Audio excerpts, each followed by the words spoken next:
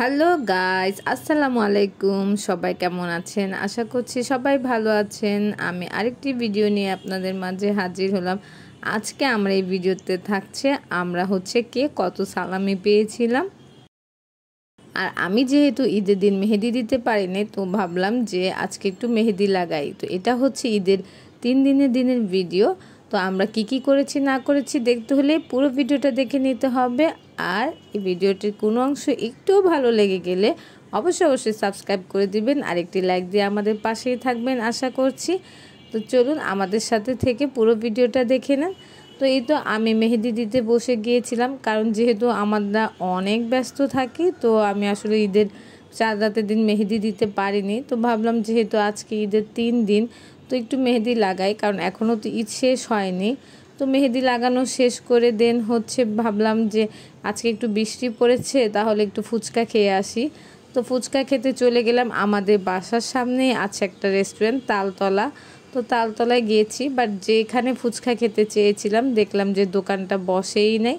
তো ভাবলাম আরেকটা মামাকে পেয়েছি, ছোট্টখাটো একটা ভ্যানের মধ্যে নিয়ে বিক্রি করছে। ভাবলাম এটাই খাওয়া যাক। তো আসলে এটাও অনেক মজা হয়, আপনারা জানেন যারা খান ছোট ফুচকাগুলা।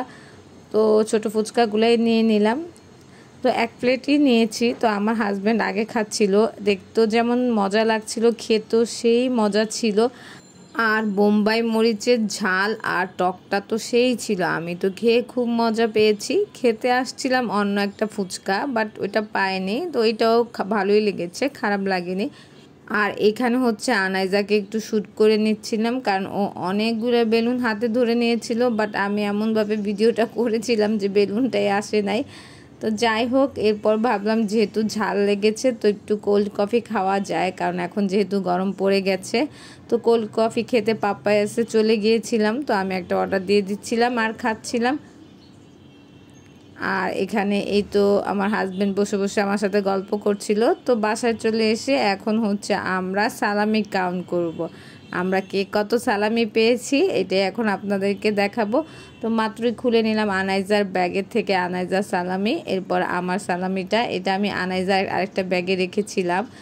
যেহেতু আমার বাসার কাজ চলছে, আমার সব কিছু এখন উল্টাপাল্টা, মানে আমি হাতের কাছে কিছুই পাচ্ছি না ঠিক মতো। তো যখন যার কাছ থেকে যেটা পারছি ওইটা নিয়ে কাজ চালিয়ে দিচ্ছি। আর এটা আদিয়ানের সালামি।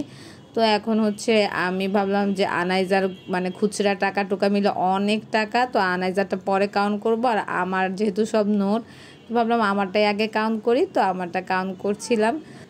আমার কাউন্ট করা শেষ। তো আমি মোটামুটি প্রায় 5,000 টাকার মতো সালামি পেয়েছিলাম। তো আদিয়ানকে বললাম এগুলা দিয়ে আমরা ঘুরতে যাব, ঠিক আছে। তো এরপর নিলাম আনাইজারটা। তো আনাইজারটা আনাইজার একটু উল্টাপাল্টা করে দিয়েছিল, তো আগে গুছিয়ে নিচ্ছিলাম। তো ও মাশাআল্লাহ অনেক টাকা সালামি পেয়েছে। তো ওর এই যে 100 টাকার নোট ছিল এখানে প্রায় 10টার মতো, আর এখানে প্রায় 1000 টাকার মতোই ছিল। তো ওরও সব মিলিয়ে হয়েছিল প্রায় 2800 টাকা এরকম।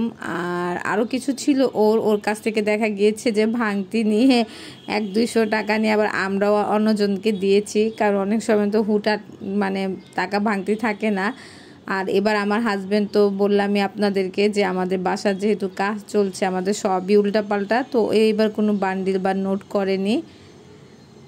তো আনাইজারও প্রায় 3000 টাকার মতোই হয়েছে। এখানে টোটালি ছিল 2800 টাকার মতো।